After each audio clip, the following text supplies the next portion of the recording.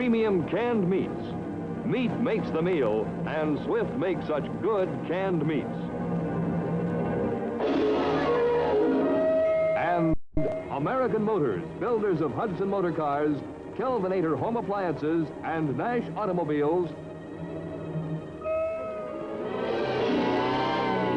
present Walt Disney's Disneyland.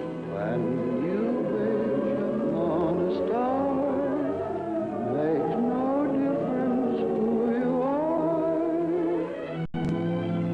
are. Each week as you enter this timeless land, one of these many worlds will open to you. Tomorrowland, promise of things to come. Fantasyland, the happiest kingdom of them all. Frontierland, tall tales and true from the legendary past. Adventureland, the wonder world of nature's own realm. Presenting this week,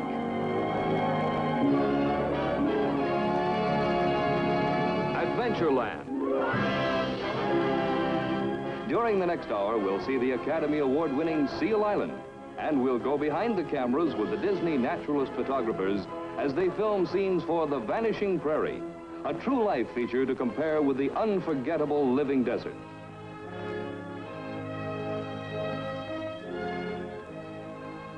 Our host is Walt Disney himself, and we find him in one of his studio workshops. If there's one question everyone seems to ask about our true life adventures, it's how are we able to pry into the private lives of the animals and get the secrets of nature on film? Well, this is part of the answer, a telephoto lens. It's possible with this lens to get a close-up of an animal a quarter of a mile away. To give you an idea, I'll move it over here. Now, down the studio street, I can see a signpost. It's at least a couple of blocks away, but I can't read it. Now, if I pick it up with the telephoto lens, this is what I see. Of course, the best lens in the world won't get the picture unless the cameraman has the know-how. And that means skill, patience, and ingenuity. And it's this story behind the cameras that we're going to tell right now. So let's move over to our True Life Adventure unit and meet our writer-director of the series, James Alger. You know, we call our cameramen naturalist photographers because they're experienced naturalists as well as operators of cameras. Some are recognized authorities in their field. For example, one's affiliated with a museum, still another is an ornithologist, and another is a marine biologist. In fact, it takes a variety of talents to film our true life adventure stories, especially a project as ambitious as our feature-length film, The Vanishing Prairie. Now, a photographer in the field is something of a trespasser, for nature has a way of guarding her own against the prying eye of the camera. But here, let's take a look at some film on the moviola, and I'll show you what I mean. This is Dick Borden, a specialist on birds in flight. And he's photographed geese and ducks and such from Canada to Texas and from Maine to Oregon. Wherever he goes, Dick always has to overcome the bird's natural fear of humans. And so he set about finding a way to reach their secret hideaways without being conspicuous. To do this, he's rigged up what he calls a sneak boat. This odd contraption is powered by storage batteries.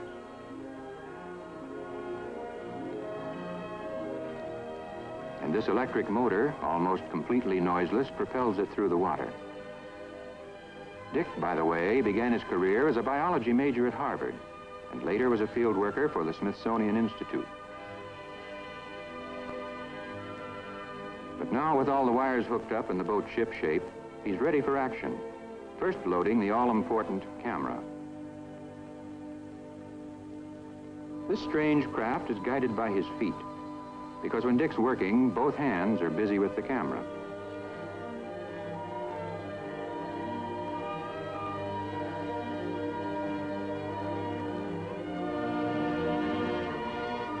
Once underway, he looks rather like a floating log. And as a matter of fact, that's the whole idea. Here's what the water world of marsh and willow looks like from his water level view.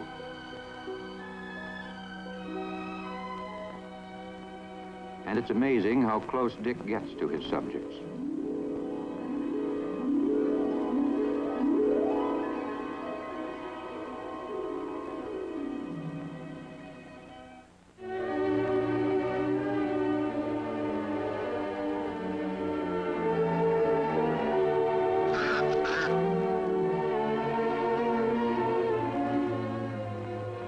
He's able to record the most intimate details in the domestic lives of the swimmers and divers. He sees the geese taking their young goslings for their first swim. Here he sneaks up on a muskrat, so close he can almost shake hands with him. And then there comes the lucky chance he's been waiting for, the shot he's been after from the start. Here they come, the wild geese.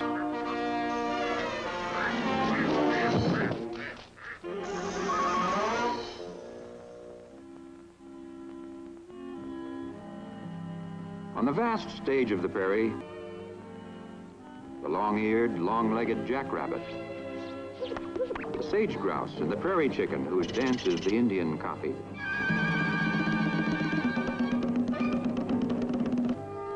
The graceful antelope.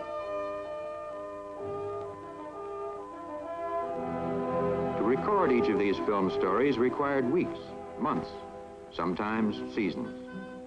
And it was a job that called for that priceless knack of being always at the right place at the right time.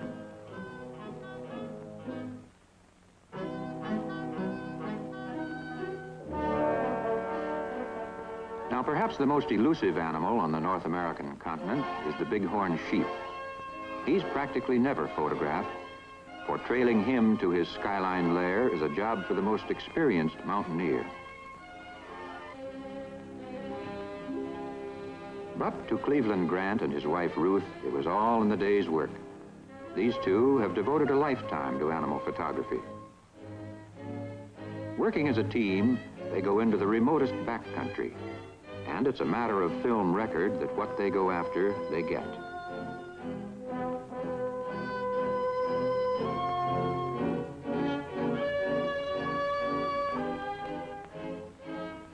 Ruth devotes much of her time to recording the acrobatic activities of her photographer husband. Cleve, meanwhile, has his hands full just trying to keep up with the fugitive sheep. And in the end, it takes a good stout length of manila rope and a bit of the cowboy's skill to get where the bighorns are going. If you want a portrait of the bighorn, you must simply follow him to the highest crags.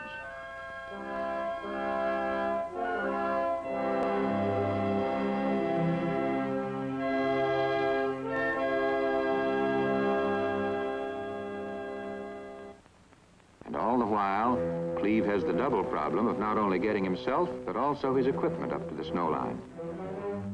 But all this effort proved worth the doing. For once arrived on top of the world, Cleve captured a sequence that became a highlight of the Vanishing Prairie. Children, time to eat. Pram for lunch. What makes them move so fast? Swift's Prem, the double flavor luncheon meat with juicy pork and tender beef. Swift's Prem, the perfect answer to quick-to-prepare delicious meals, long on flavor, short on fuss. Just slice and serve for delicious, fresh and tender Prem sandwiches to eat at home or on a picnic. Tomorrow have Mom get Swift's Prem, and remind her of the other Swift's premium canned meats. Chopped beef, extra lean and tender. Beef sandwich steaks for hot roast beef sandwiches. Pork sausages, the only ones fried brown before canning. And canned ham, more natural flavor juices, so juicy it's patented. Remember, meat makes the meal, and Swift makes such good canned meats. Look to Swift for the finest, as Swift starts its second 100 years to serve your family better.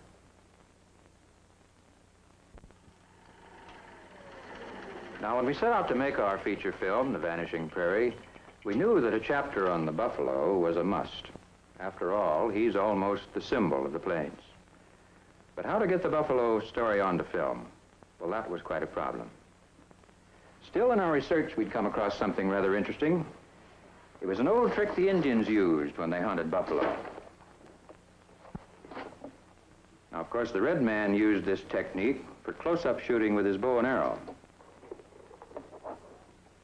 But we asked ourselves, why wouldn't the same technique work for close-up shooting with a camera, too? For what the idea was worth, we passed it along to another of our cameramen, Tom McHugh. Tom came out of the University of Wisconsin with a degree in zoology and a tremendous interest in nature photography. And though he'd filmed practically everything in the wild, he'd never before had to dress for the part quite like this. A headdress borrowed from an Indian chief, an old buffalo robe, and Tom was ready for his foray into the midst of the herd.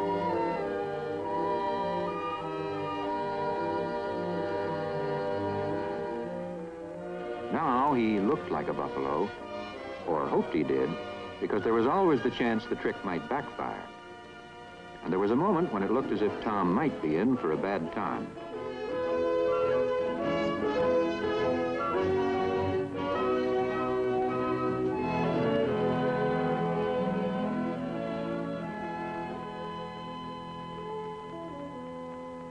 But with the crisis past, the rest of the herd was content with a more casual inspection.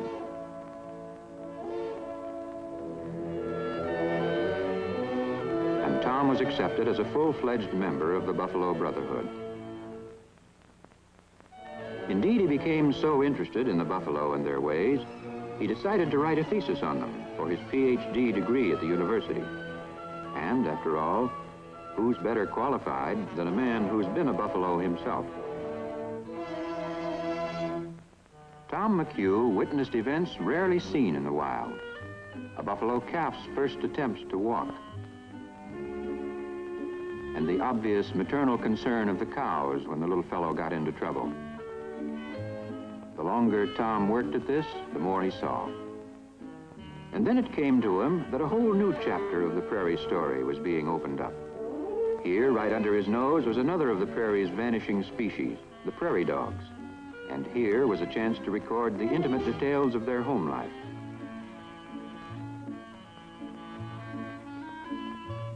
Cousins of the ground squirrel, these little rodents have a dog-like habit of barking. Thus the name, prairie dog. It's a hectic life nature cut out for them. Such are the dramas, the day-by-day wonders, that unfold before the eyes and the lenses of a true-life adventure cameraman. By their very nature, the true-life photographers are outdoor men, and they don't particularly mind working round the seasons. In winter, however, their difficulties are multiplied considerably. Transportation itself is a problem. And here's how it was solved in getting the winter coverage for the Vanishing Prairie. Tom McHugh joined James Simon, another of our naturalist photographers, and the two of them made a daring excursion into the heart of buffalo country in the dead of winter. They traveled in a snowmobile, a sort of airplane on skis. As a safety measure, two of these odd vehicles were chartered for the trip. In case one got into trouble, the other could serve as a rescue craft.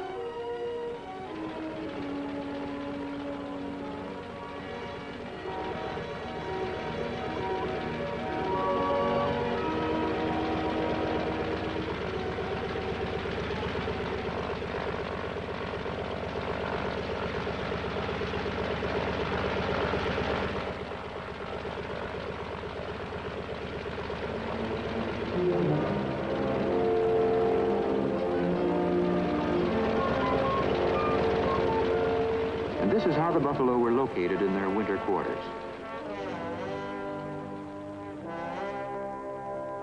And this time, Tom McHugh found he didn't need a buffalo robe disguise for close-ups. The heavy drifts had the herd slowed down to a walk.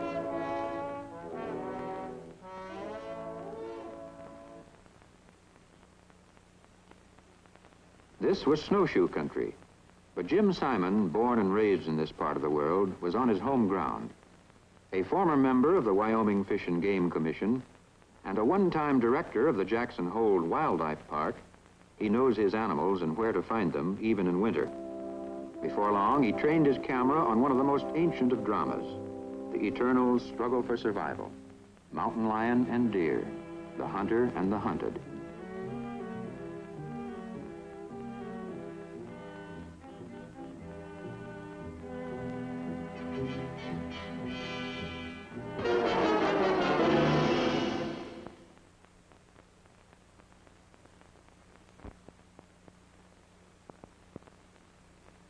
When the chase was over, the deer sped safely away.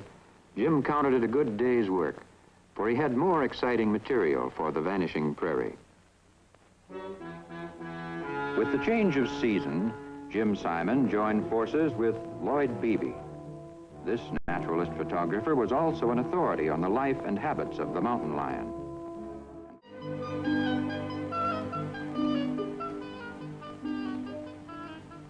Such are the scenes our photographer... Johnny! Time to eat! Prim for lunch! What makes him move so fast? Swift's Prem, the double flavor luncheon meat with juicy pork and tender beef. Swift's Prem is ready in a jiffy. Slice and serve hot or cold. The perfect answer to quick-to-prepare delicious meals, long on flavor, short on fuss. Prem and Swift's Brookfield eggs for breakfast, the ideal way to start any day. Tomorrow have Mom get Swift's Prem and remind her of the other Swift's premium canned meats. Chopped beef, extra lean and tender. Beef sandwich steaks for hot roast beef sandwiches. Pork sausages, the only ones fried brown before canning. And canned ham, so juicy it's patented. Remember, meat makes the meal, and Swift makes such good canned meats. Look to Swift for the finest, as Swift starts its second 100 years to serve your family better. You know, nature always deals in the rare and unexpected. And we've discovered that the problems and habits of the real animals are often funnier than the antics that we dream up for our cartoon characters. I think probably that's the reason why all of us here enjoy making these nature films so much. The True Life staff, by the way, were borrowed from our cartoon productions. James Alger, the writer-director, once animated and directed the cartoons. Some of our True Life staff still double in brass, dividing their time between the two fields. You're about to meet one of those men right now. At the moment, he's devoting the major portion of his time to our cartoon feature, Sleeping Beauty. But he's also one of the writers, as well as the voice of our True Life adventures, Winston Hibbler. Oh, I was just filling in here, writing some lyrics for Sleeping Beauty, but that can wait a little while. I'm sure you're all familiar with this theme you've been hearing. It's one of Tchaikovsky's themes from the Sleeping Beauty ballet. It's pretty, isn't it?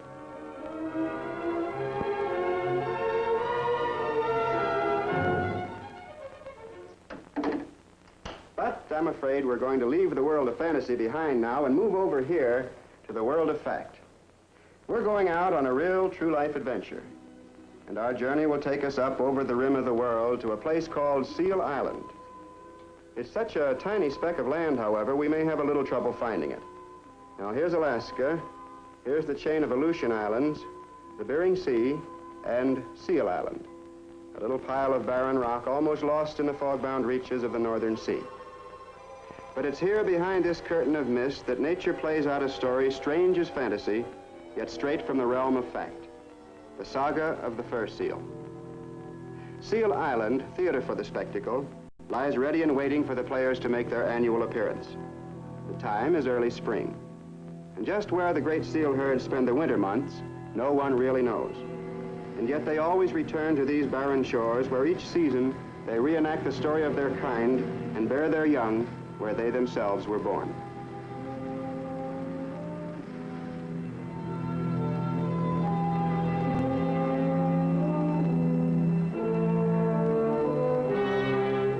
The month is May, and the play will soon begin. Meanwhile, out on the treeless tundra, the reindeer await the coming of the players.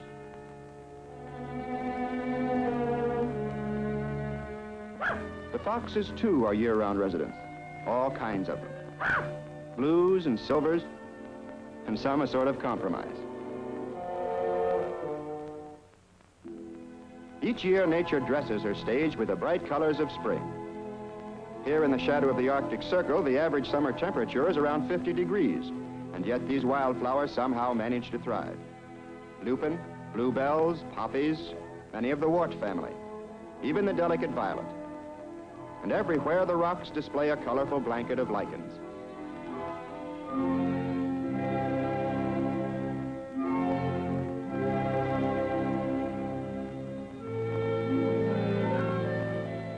The bouquets are in place.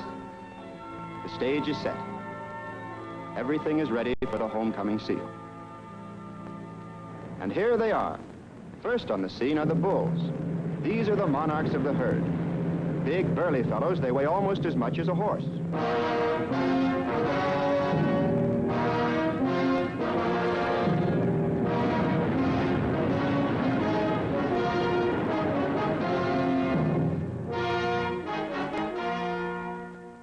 The seal has often been called the seagoing bear. As a matter of fact, they did have a common ancestor. Following a timeless custom, the bulls arrive at the island a month or so before the females. On these cool, foggy beaches, they'll establish their harems, for the seal is polygamous and may have as many as 100 wives.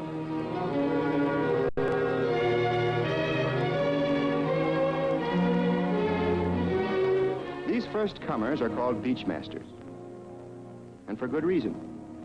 For a beachmaster must be big enough and strong enough to hold his home site against all comers.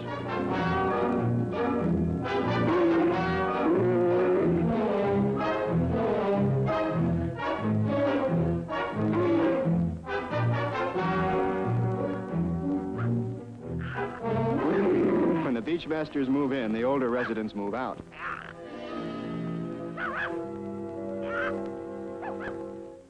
For the next few weeks, the bulls will have nothing to do but wait for the females. Once the harem is captured, however, the beachmaster must be always on the alert, for protecting his household becomes a full-time job. There won't even be time for meals. The bull goes through the entire summer without eating.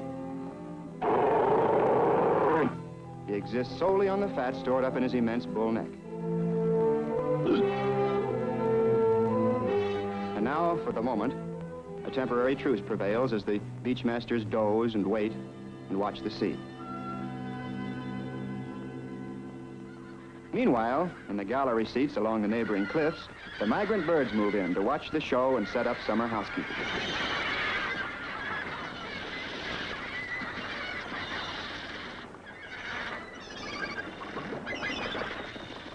Wild birds by the thousands. Many of them have flown 3,000 miles to nest here. It's the early bird indeed who gets the best spot on these narrow ledges.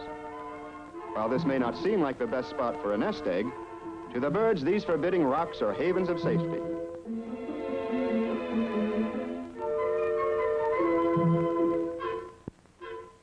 Here's the firstborn helping his brother out of the shell. This handsome matron is Mrs. Kittiwake. Mother and babies are doing well. And they're born hungry. Indeed, Mr. Kittiwake spends practically all of his time hunting a fish dinner for the family.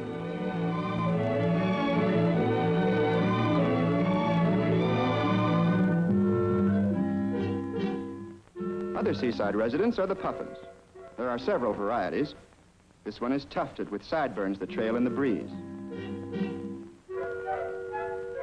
And the horned puffin. Brightly colored and gay, this little fellow with the oversized bill is often called the sea parrot.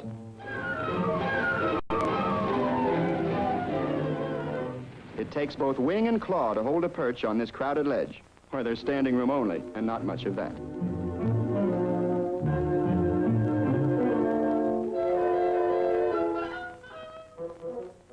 Mother Nature must have dipped into the rainbow when she painted the parrot of the sea. Like the seal, these birds come back season after season to the island where they were born.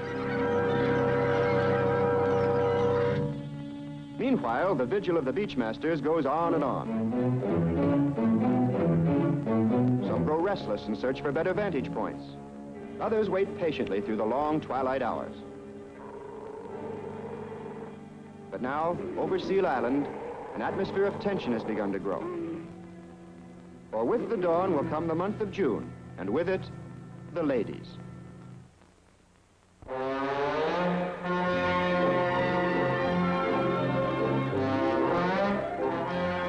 Yes, here they are at last, right on schedule, swimming and diving playfully as though glad their journey is over. But they don't seem in any great hurry to go ashore.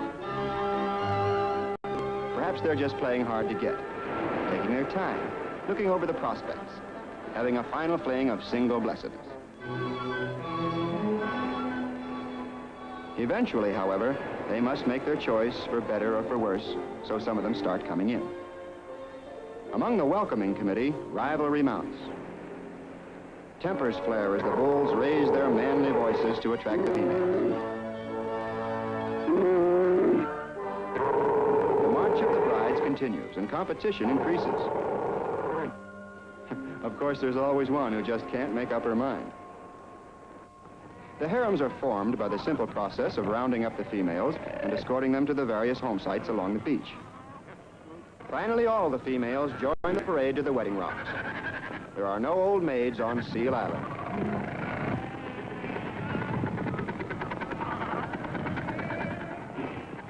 A caress or two, and another bride is added to the harem. Thus, community life in the colony begins.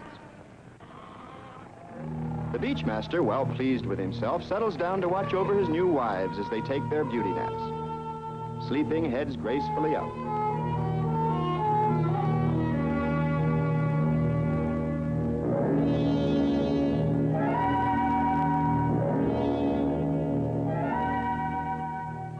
Ah, what more could one wish? A good home, adoring wives, a peaceful paradise.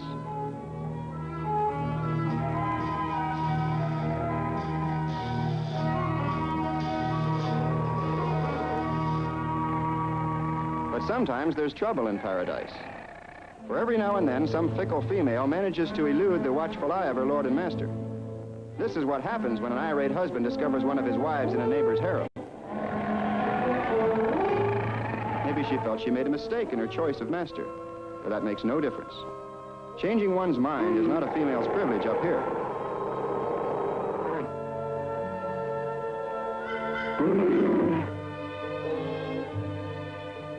The truce of the first few days is over. Now every bull must consider all the other males his personal enemies. Fights break out constantly. Fierce, jealous rage among the rivals, especially if a couple of fighters trespass on another's property. Possession is more than 9 points of the law here. Possession is the law.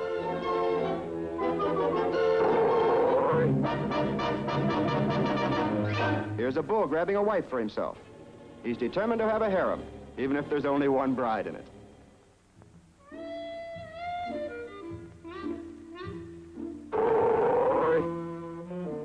He's certainly taking no chances.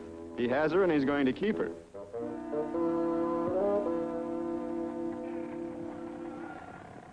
A curious thing about the seal is its playfulness, its sense of fun, developed beyond that of most wild creatures.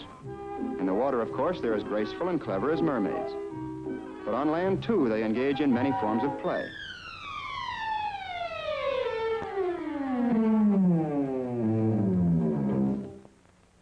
The beachmaster, of course, doesn't indulge in such foolishness.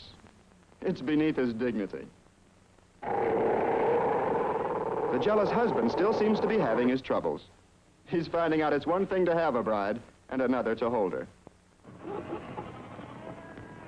Courtship and battle, birth and growth, and replenishment of the species, going on continually among the many rookeries. Yet out of this seeming chaos, a kind of order grows, and the great colony settles down to a comparatively peaceful existence.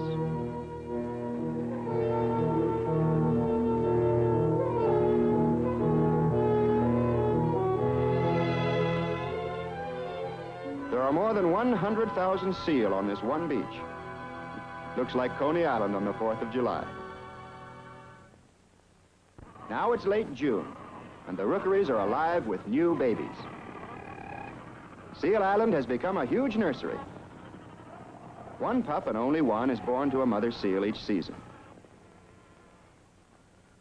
This is the pup from the mating of the previous summer. It's born a few days after mother comes ashore and before she mates again. Seal pups are coal-black at birth and weigh from 8 to 10 pounds.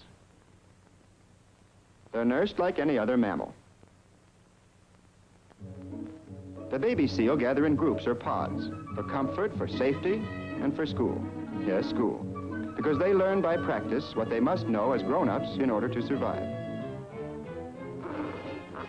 Like all small fry, the baby seal imitate what they see and hear. They fight just like their fathers, make all the proper sounds of battle and huff and puff, and of course wear each other out.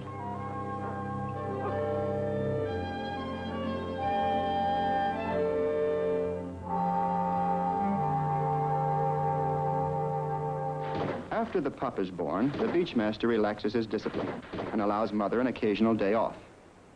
As a nursing mother, she must eat well, and sometimes has to swim 100 miles or more out to sea in search of herring and squid and pollock.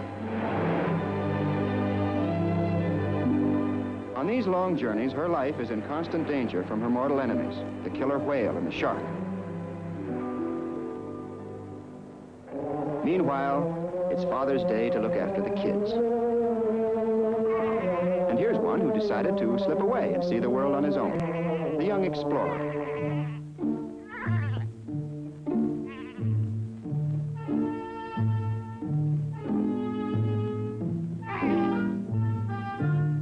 The great adventure is barely underway when he suddenly remembers something he forgot. Lunch. Well, there's only one answer to that. Mother. What's this? Somebody ahead of him? Wrong mother. A mother seal will nurse only her own pup, and she can't be fooled. She always knows her own. So this little fellow will have to keep on looking until he finds the mother he belongs to, or until she finds him, if she finds him. And there are some mighty big ifs in this world where survival is a daily battle. Or if mother, in her search for food, has fallen prey to her enemies of the deep, there's real trouble brewing for this youngster. Did we mention trouble? When 800 pounds of blubber parks on your flipper, there's not much you can do about it but yelp. And wait until the big bully makes up his mind to move.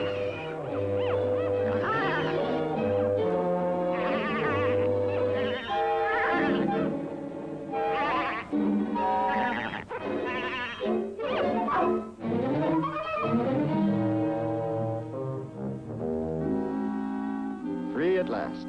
It's a hard life, this survival of the fittest.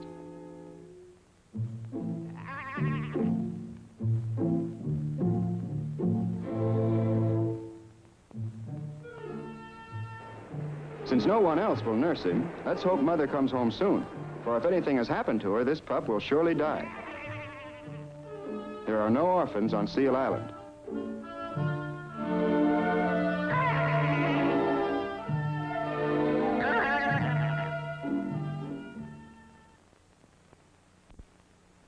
Step right up. It's terrific. It's delicious. Get your ice cream here. It's America's fun food. One more ice cream cone and 2 cents. Double header? Naturally. Ed, will you pass the butter cake, too? Sure, honey, next trip. How am I doing? Great. Job's yours, but how about that soda for Mr. Baxter? It's all ready. Just the way he likes it. Always thinking. What's the specialty of the house tonight? Peach. Peach ice cream. With good fresh peaches on top. Boy, doesn't it look super? You sold me. Fix me a peach sundae. Peach, that's the ice cream festival flavor. Say, I've got orders for seconds. Naturally. Ice cream's more fun than anything. That's why we call it America's fun food. Besides, it's refreshing and extra nourishing. Remember, ice cream and all the other wonderful dairy foods you enjoy begin with milk. And you'll never outgrow your need for milk.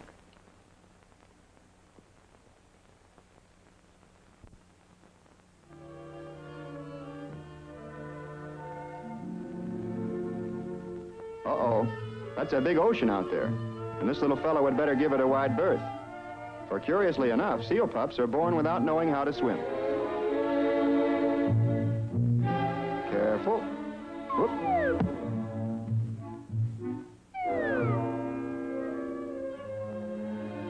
By the way, what's Father doing about this?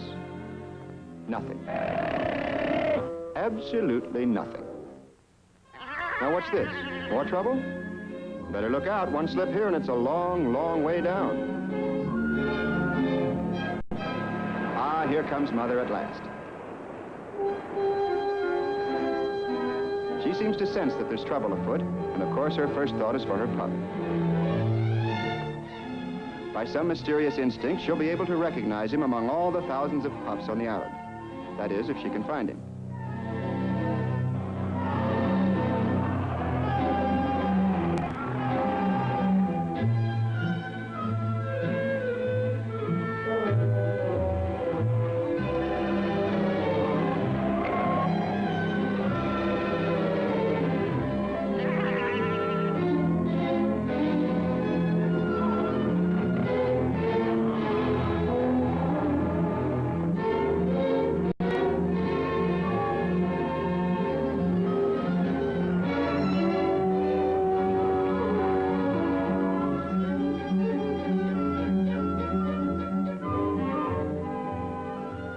And as for Father,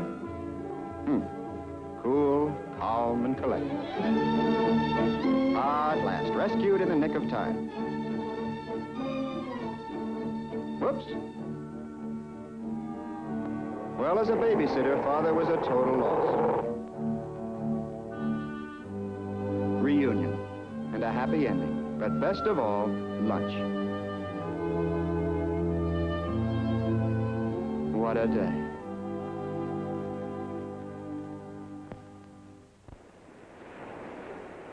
In the few short weeks before September, when the seal herd will leave the island, the pups must master the art of swimming. For seal pups must learn to swim like any land animal. And so the swimming lesson becomes one of the most important activities of the summer.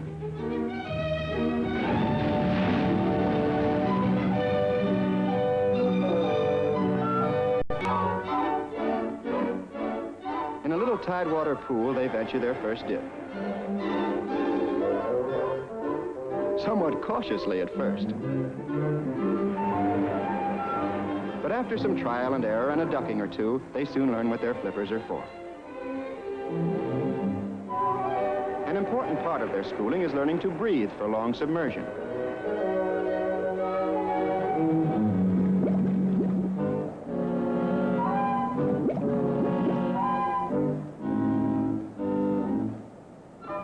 Blowing bubbles in the old swimming hole is all part of their training.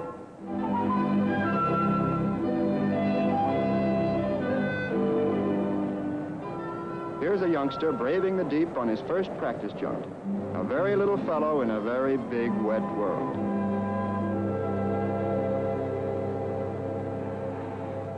The males from 2 to 5 years old are known as bachelors, and bachelors they are indeed. For all the females belong to the beachmasters and are members of one harem or another. Free from the burdens of family life, these gay young blades frisk and play at water sports and generally have a good time for themselves.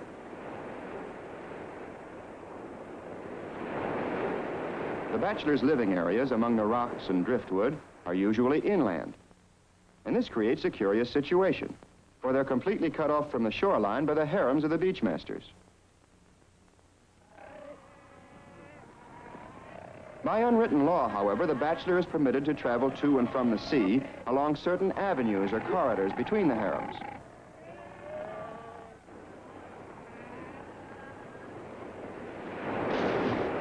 And he's unmolested, so long as he keeps to the straight and narrow. That one bull may have many wives and many bulls none may seem unfair and unjust. But it's nature's way of keeping up the quality of the herd. Only the strongest bull can keep a harem. Only he is fit, according to nature, to propagate the species. And so, living among the bachelors may be found these dethroned monarchs. Once proud beachmasters, they've been defeated in bloody combat and have lost their right to rule over a harem. These are the saddest of all failures. Compelled to remain on the sidelines, minus wives, minus family, minus everything.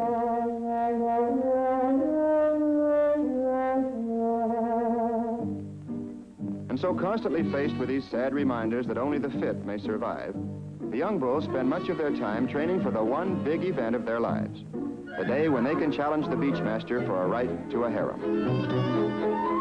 Right now, the youngsters are hardly a match for the veteran bulls. They'll have to wait till they're 6 years old and fully grown. Meantime, they become one another's sparring partners.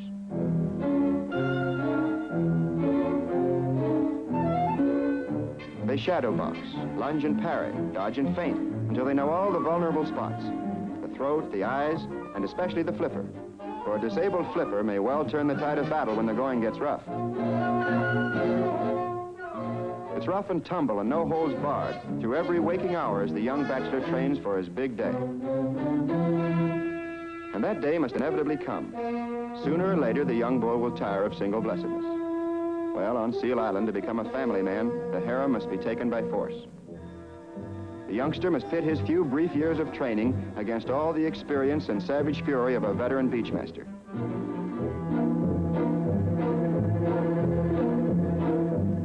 But no matter the odds, the primitive urge for battle cannot be denied. Recklessly, he oversteps the bounds, enters forbidden territory. There he goes, the challenger. Beachmasters growl their warning. Instantly, the whole island is alerted. Here comes the charge.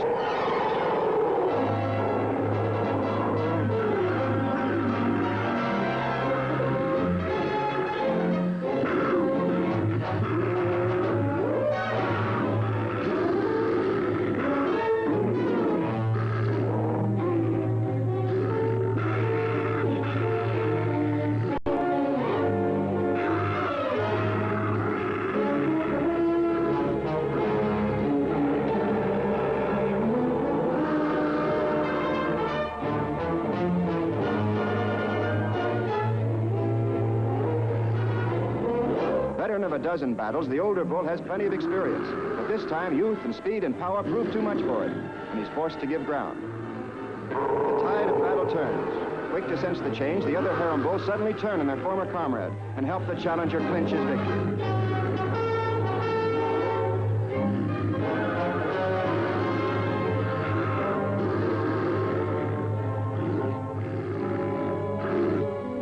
Driven out by his kind, battle-scarred and bloody, the old beachmaster seeks the healing waters of the Arctic Sea. He's had his day and youth must be served, and so, a new beachmaster. The king is king no more. Long live the king.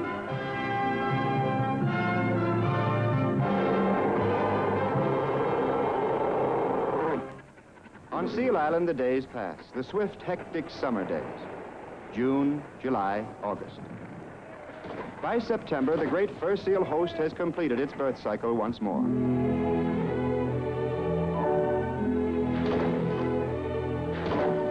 Again, the herd sets out on its long migration, heading southward into the Pacific, through the Aleutian Passes, beyond Unimak and the island of the Four Mountains, convoying the new generation, swimming no man knows where.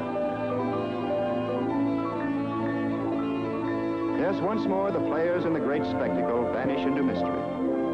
And Mother Nature rings down her curtain of mist on another true life adventure, the saga of Seal Island.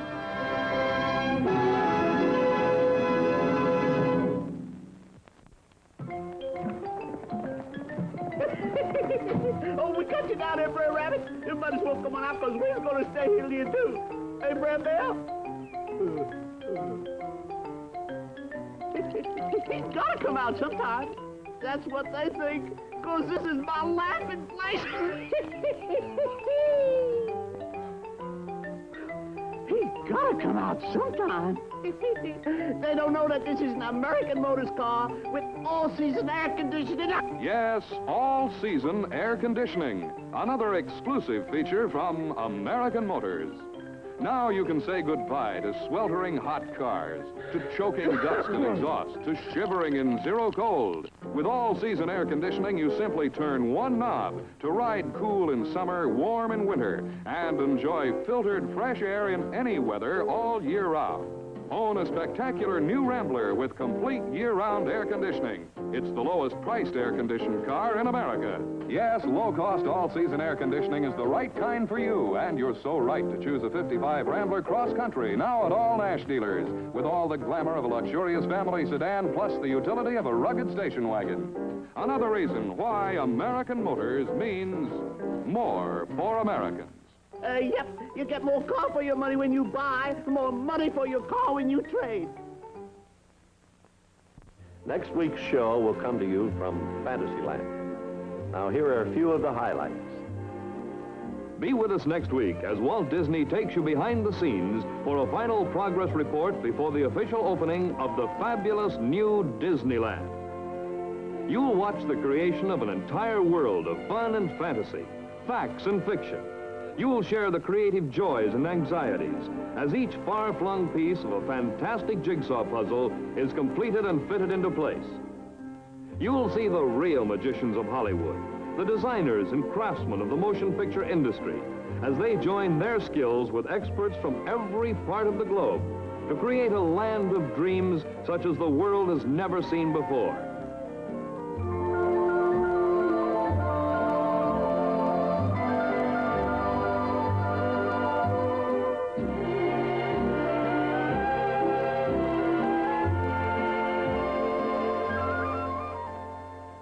Before your eyes, you'll watch a Mississippi River steamboat, miniature railroads, merry-go-round horses, lions, rhinos, midget speed cars, all coming off the world's most unusual assembly line. Then, as the deadline for opening day draws nearer and nearer, as the Disney teams turn into the home stretch and race for the finish, you'll find yourself in the midst of the activity, in a fever that combines the opening night of a Broadway musical, an Olympic track meet, a squirrel cage, and a Donnybrook Fair all in one.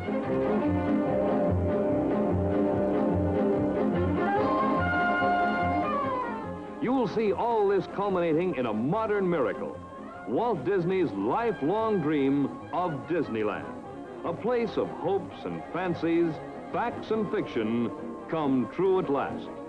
And on the same program, you'll see the little guy who made it all come true, the rags to riches story, the life and times of the world's most fabulous four-footed creature, Mickey Mouse.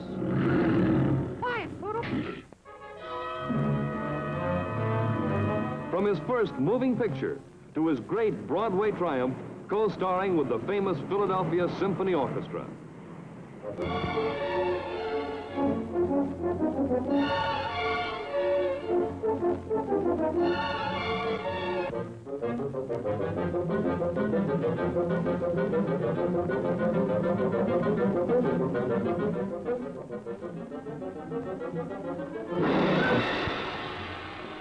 Next week, the final behind-the-scenes report before the official opening of Disneyland and the story of Mickey Mouse coming to you from Disneyland.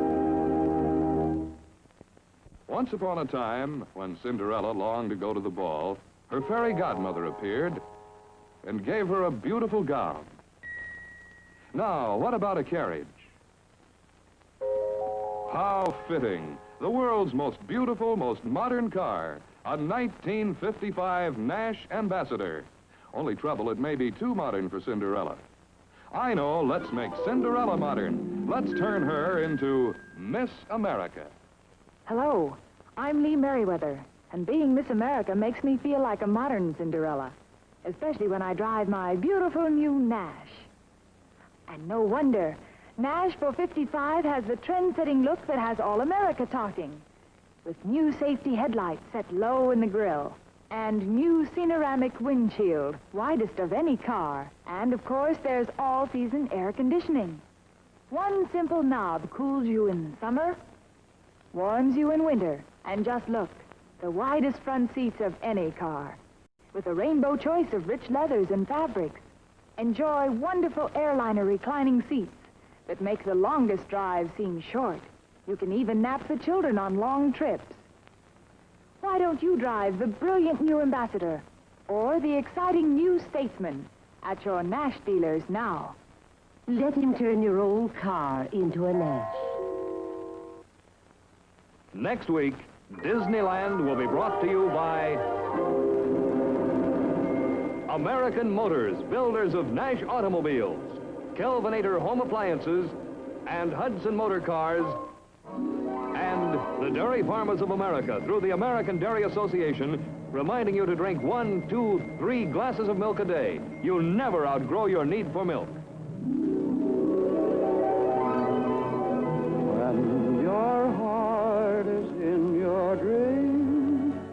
get ready for one of the happiest times of your life. Soon, this summer, at your favorite theater, you'll be able to see Walt Disney's first all-cartoon feature in CinemaScope, Lady and the Tramp. It will be showing in theaters from coast to coast this summer. Watch for the opening date of Walt Disney's Lady and the Tramp in CinemaScope and Technicolor. It's his happiest motion picture. This has been an ABC Television Network presentation.